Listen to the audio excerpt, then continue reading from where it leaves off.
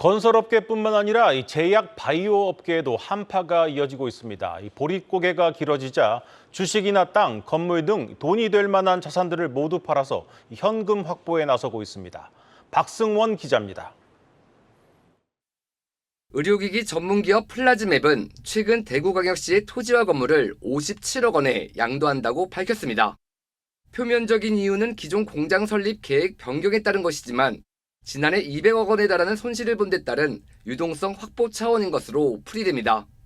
실적이 부진하거나 현금성 자산이 부족한 다른 제약 바이오 기업들 역시 사정은 마찬가지입니다. 3년 연속 적자를 기록 중인 경남제약은 사업 다각화 측면에서 경영권을 인수한 기업을 1년여 만에 다시 매각에 나섰습니다.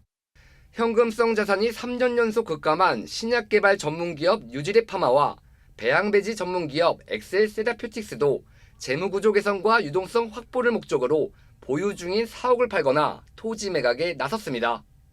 지난 2022년 하반기부터 닥친 투자 한파가 올해부턴 다소 풀릴 것으로 기대됐지만 미국의 금리 인하 기대감이 후퇴하면서 투자 혹한기가 이어진 영향입니다.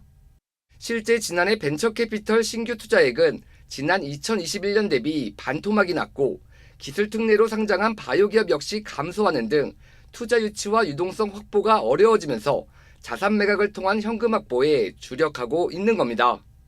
부동산이 없는 기업들의 경우 장비를 팔아 연구개발과 운영자금 마련에 나서고 있습니다.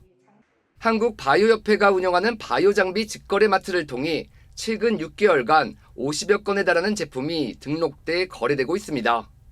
이처럼 기업 나름대로 유동성 확보에 안간힘을 쏟고 있지만 투자 환경 개선이 쉽지 않아 한계가 있을 수밖에 없는 상황.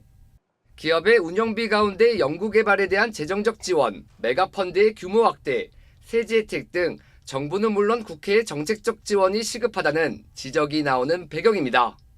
메가펀드나 여러 가지 R&D 비용을 통해 가지고 민간 투자가 활성화시켜주게 만들어야 되거든요. 결국 민간 투자가 활성화되려면 투자했을 때 어떤 인센티브나 세제 혜택이나 이러한 것들이 연쇄적으로 같이 정책적인 제안이 나와야지 그게 선순환적으로 가는데 고금리의 고환율, 고물가 등 3고 악재로 투자 혹한기가 지속되는 가운데 국내 제약 바이오 업계의 힘겨운 버티기는 당분간 계속될 전망입니다.